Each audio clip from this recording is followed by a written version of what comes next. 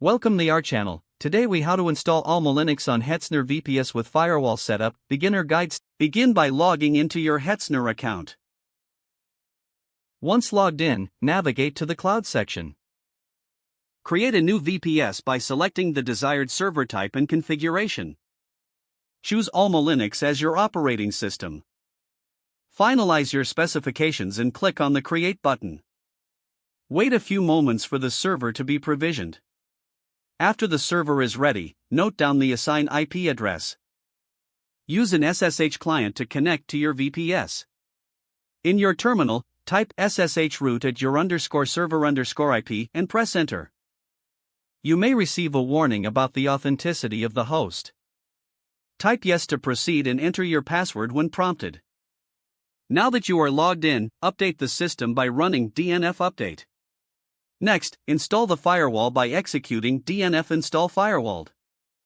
Once the installation is complete, start the firewall service with system.start firewall. Enable the firewall to start on boot by running system.enable firewall. Check the status of the firewall with firewall cmd state. To configure the firewall, first, open the necessary ports for SSH. Use firewall cmd add service equals SSH permanent for this. Then, reload the firewall settings by typing firewall cmd reload. For added security, consider closing other unused ports. Use firewall cmd remove service equals http permanent to close http, for example. Reload the firewall again to apply the changes. Next, verify your settings by running firewall cmd list all. To secure your SSH access, create a new user for regular logins. Execute add user your _username to create a new user. Set a password for the new user with password your _username.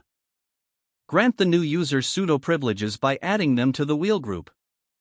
Use usermod ag wheel your _username for this action. Don't forget to like this video and subscribe to our channel for more step-by-step tech guides.